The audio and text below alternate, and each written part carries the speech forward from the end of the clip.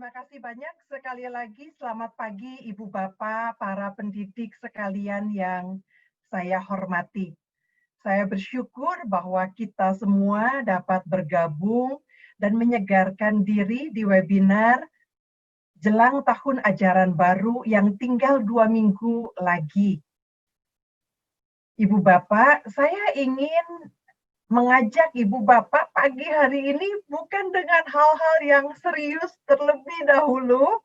Ibu Bapak perhatikan bahwa judul yang saya berikan adalah kolaborasi sekolah dan orang tua dalam menjaga kesehatan mental anak. Nah, Ibu Bapak, nanti kita akan main-main lebih dahulu, bersuka cita terlebih dahulu.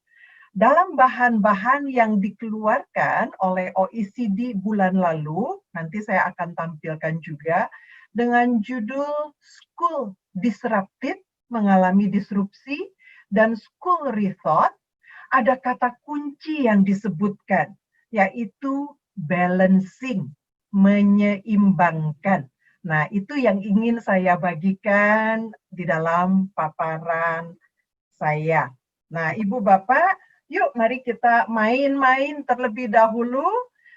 Untuk itu saya mengajak Ibu Bapak beraktivitas menggunakan Mentimeter, sebuah cara yang mungkin Ibu Bapak sudah gunakan, baik di pembelajaran jarak jauh, kelas daring, luring, maupun pertemuan-pertemuan lainnya. Caranya mudah sekali Ibu Bapak. Ibu Bapak tinggal membuka situs menti.com di gawai atau perangkat Anda. Silahkan. Nah, bukalah menti.com, buka menti.com, silahkan langsung mengisi hal apa saja yang pihak sekolah komunikasikan kepada para orang tua murid selama masa pandemi ini. Jadi, Ibu Bapak, buka menti.com, masukkan angka di atas 479641, akan muncul pertanyaannya. Nah, silahkan jawab Ibu Bapak. Mari kita coba proses pembelajaran atau aktivitas secara daring ini dengan menggunakan Mentimeter. Mari.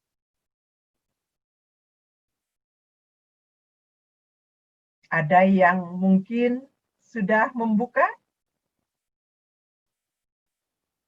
Sudah dapat kodenya di atas? Masukkan kodenya. Sekali lagi, buka menti.com yang di layar atas. Kemudian masukkan angka kode. Nah, kelihatan tuh. Oh, wah luar biasa sekali Ibu Bapak. Ibu Bapak mengkomunikasikan protokol kesehatan, jadwal belajar daring, materi pembelajaran. Oh, paling banyak ya materi pembelajarannya, teknik pembelajaran. Wih, keluar semuanya tuh. Luar biasa Ibu Bapak sekalian. Protokol kesehatan. Wah, bergerak terus ya, menjaga anaknya. Ibu Bapak, terima kasih banyak untuk respons yang sangat luar biasa ini.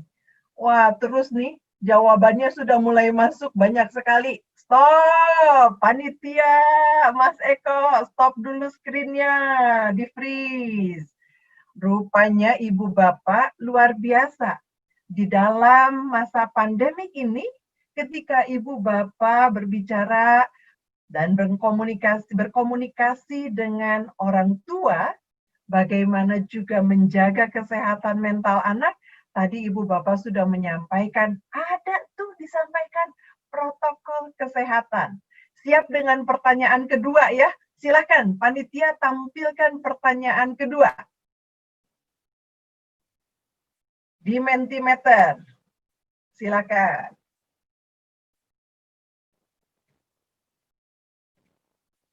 Saat masa pandemi ini, bagaimana pihak sekolah memastikan kesehatan mental para murid.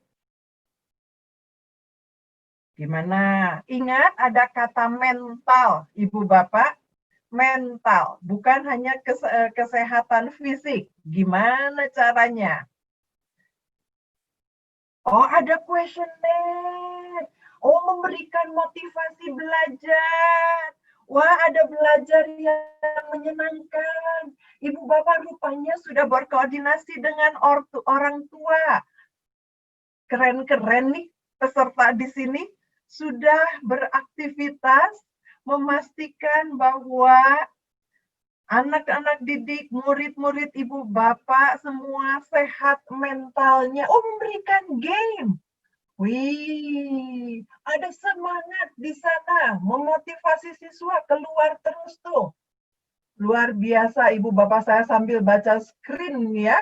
Ini kalau misalnya saya mendekat ke layar karena saya ingin membaca tulisan-tulisan yang banyak sekali, yang ramai sekali. Ibu bapak luar biasa, bisa di stop, di freeze, panitia.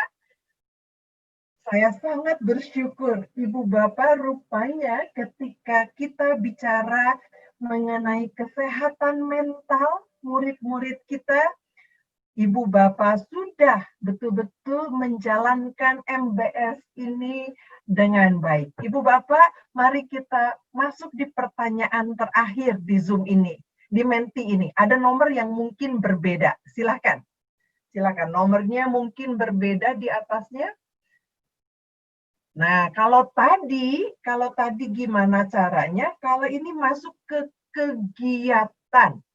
Apa kegiatan yang sekolah lakukan untuk menjaga kesehatan para murid? Silakan. Silakan, nomornya mungkin berganti akunnya 457392.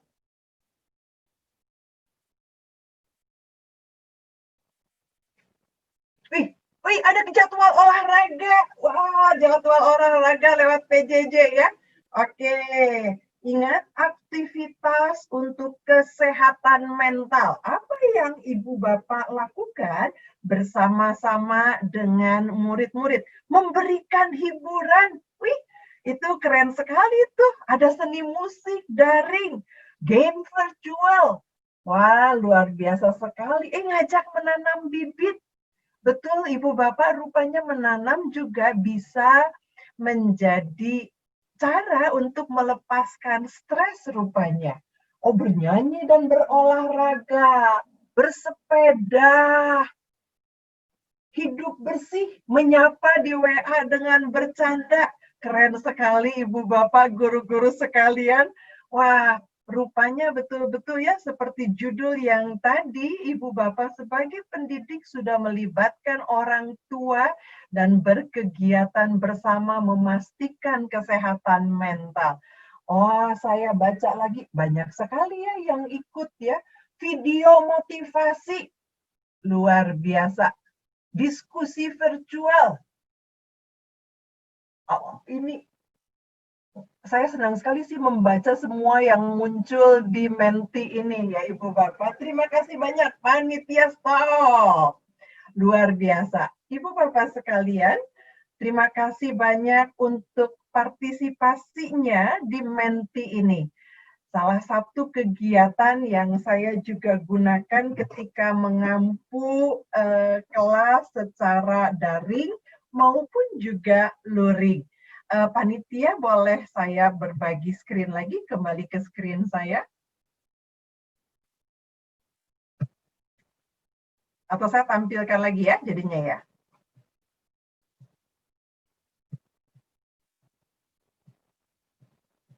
Oke, saya sudah melewati tadi pertanyaannya sampai di sini yang tadi Ibu Bapak lihat ya.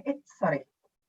Oke, ini kita pertanyaan-pertanyaan yang tadi kita lihat. Ibu Bapak, mari kita lihat. Tadi di awal saya mengutip dari OECD. Lantas, apa kaitannya dengan topik kita manajemen berbasis sekolah? Dalam dokumennya yang diterbitkan tahun lalu, artinya sebelum ada pandemi COVID-19 ini, OECD sudah menuliskan juga bagaimana untuk menyiapkan keterampilan-keterampilan yang transformatif di tahun 2030, semua pemangku kepentingan sekolah, perhatikan saya beri lingkaran, orang tua, komunitas, dan rekan kerja perlu berkolaborasi untuk mencapai well-being. Ada kata di sana, co-agency. Jadi judul manajemen berbasis sekolah ini sangat tepat. Pandemi COVID-19 menjadi momentum pembelajaran bagi kita semua bahwa pendidikan tidak dapat hanya dilakukan oleh pihak sekolah saja. Sebaliknya, pihak sekolah pun perlu lebih mengenali latar belakang keluarga dari murid-muridnya untuk dapat mendampingi mereka bertumbuh dengan baik. Ibu Bapak yang saya hormati, dalam laporan survei yang diterbitkan bulan lalu, McKinsey menyebutkan ada 4 hal yang wajib menjadi prioritas sekolah di era, bukan now, tapi era pandemik ini.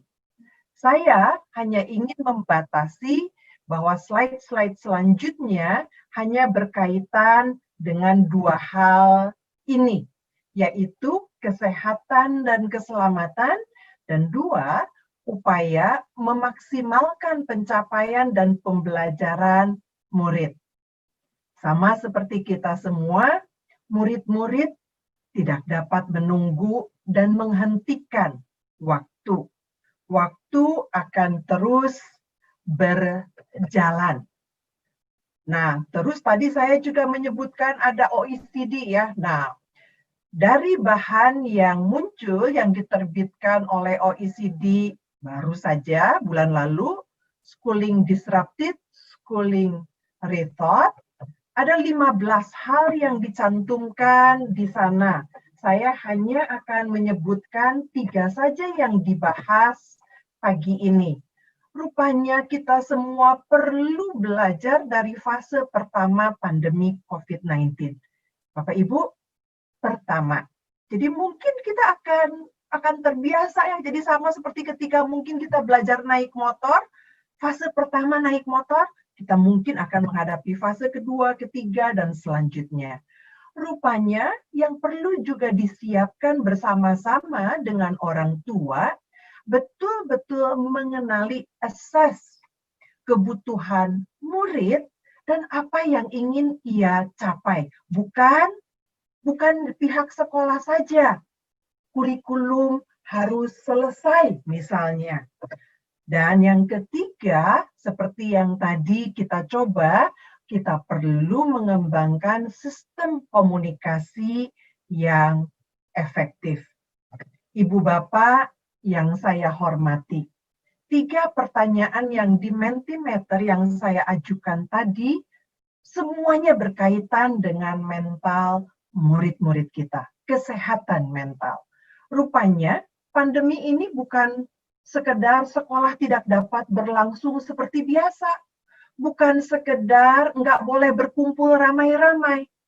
Sama seperti ketika ada satu perubahan yang terjadi tiba-tiba dan kita tidak siap, maka kita dan murid-murid kita mengalami stres. Untuk itu, mumpung kita sedang menyiapkan diri untuk masuk ke tahun ajaran yang baru, mari kita melakukan refleksi bersama. Ibu Bapak, apa sih yang disebut belajar itu? Apakah kalau buka buku atau buka laptop, gawai, jawab soal, beri tugas, baru disebut belajar?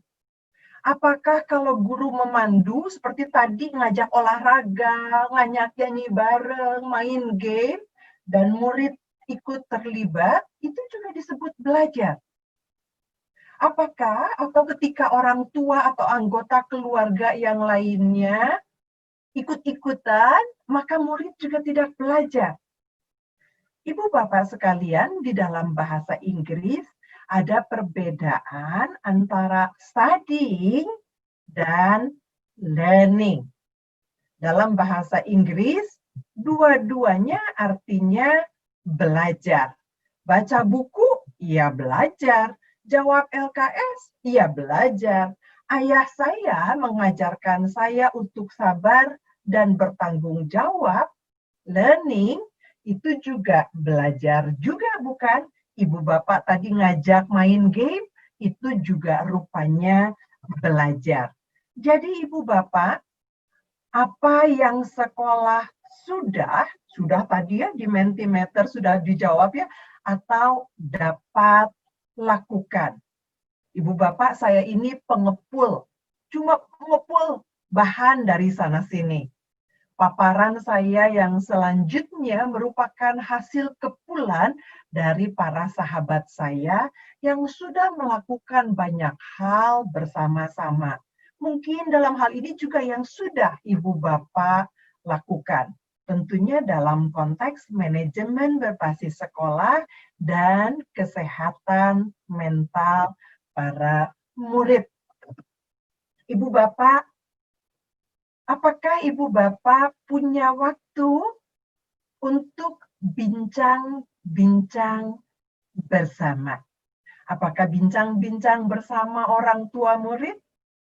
Atau bincang-bincang bersama murid? Tadi ibu bapak sudah menjawabnya di Mentimeter. Apakah ibu bapak punya bincang-bincang bersama secara rutin?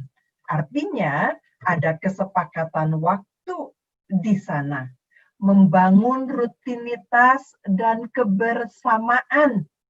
Dan ibu bapak juga tentunya meminta para orang tua, khususnya untuk anak usia dini dan kelas rendah, supaya ikut juga terlibat, ngobrol bersama. Nah, ibu bapak di sebuah sekolah, saya suka sekali. Mereka mengadakan hal yang rutin. Kalau pagi-pagi ngumpul, disebutnya daily check-in, ngobrol bersama lebih dahulu. Para murid mengungkapkan suasana hati mereka. Jadi nggak langsung buka buku halaman berapa, kerjain soal, PR-nya apa, sudah diselesaikan atau belum. Mereka boleh saling mengomentari dan saling menguatkan. Dalam hal ini, Aisyah tuh cerita, saya bosan, saya udah pengen ketemu dengan teman-teman. Terus Enzo menjawab, ayo, kamu harus semangat, olahraga saja. Pasti kamu juga akan mengurangi kebosananmu. Nanti kita ketemu kalau udah boleh ya. Nah, ibu bapak, anak-anak pun belajar bersama-sama, learning tadi ya jadinya ya, mengenali perasaannya sendiri, mengekspresikan secara terbuka, mendengarkan dan berempati, memberi dukungan semangat untuk teman, dan menyatu dalam komunitas yang saling menyayangi. Peran keluarga dan sekolah tentu mendampingi anak-anaknya. Guru dan orang tua tahu bahwa anak-anak itu rindu untuk bermain bersama. Ibu bapak, sebentar lagi di tahun ajaran yang baru, murid-murid akan dapat bertemu kembali. Anak-anak yang lebih besar mungkin akan lebih bisa menahan diri untuk tetap mempertahankan jarak. Anak-anak kecil, di sana peran dan kerjasama kita. Orang tua dan sekolah, kerjasamanya sangat penting. Nah, ibu bapak ingat learning, bukan sekedar studying. PJJ atau BDR sebetulnya membawa berkah juga untuk kita semua para pendidik. Kita jadi lebih tahu dan lebih mengenali minat dan bakat murid-murid kita. Ada mungkin yang biasanya kalau kelas tatap muka, ada murid yang pendiam, begitu PJJ menjadi lebih aktif dan percaya diri. Ada murid yang rupanya terampil membuat tugas melalui podcast, kolase gambar, ataupun membuat maket. Padahal mungkin di kelas kelihatannya biasa-biasa saja. Tiba-tiba kelas kita menjadi sebuah taman dengan ragam tumbuhan dan kembang, seperti yang Ki Hajar Dewantara sampaikan. Artinya, Ibu Bapak, ketika kita menyiapkan tahun ajaran yang baru, kita sudah lebih siap untuk melakukan pembelajaran yang berdiferensiasi, yang menumbuh kembangkan minat dan potensi murid, yang bisa menumbuhkan kekuatan sikap positif, sukacita, empati, aktif, bersemangat, ada banyak hal lainnya. Jadi artinya ada kesempatan bagi kita untuk tidak fokus pada penyelesaian KD-KD yang kognitif semata-mata. Ibu Bapak juga tentunya ketika misalnya masih melakukan PJJ atau BDR untuk beberapa sekolah, tetap bisa memperhatikan durasi PJJ BDR yang aman dan sehat, bukan sekedar bagi mata, tapi juga bagi otak dan hati kita semua. MBS, kembali lagi Ibu Bapak, learning, bukan studying. Ibu Bapak sekalian, di dalam learning, mari kita lihat, kita sudah melakukan PJJ selama 3 bulan. Apakah Ibu Bapak sudah mengajak komite sekolah maupun para orang tua untuk melakukan evaluasi sebelum masuk di tahun ajaran baru ini mengenai proses PJJ?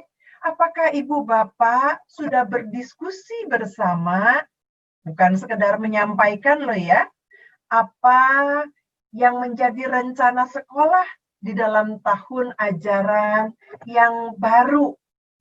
Apakah Ibu Bapak juga sudah mengomunikasikan metode yang akan digunakan khususnya di dalam transisi ini sehingga pencapaiannya tadi ya, thriving gitu yang disebutkan di OECD tadi, apa yang menjadi minat, bakat, outcome dari murid-murid tercapai, tetapi juga kesehatan mentalnya terperhatikan.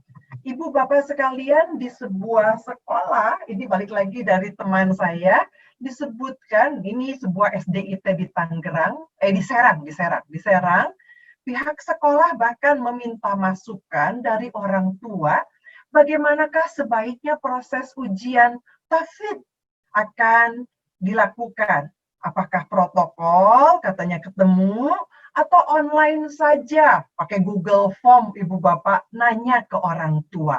Sekolah juga bertanya kepada komite sekolah bagaimana proses pembelajaran yang baik dapat dilakukan di tahun ajaran mendatang.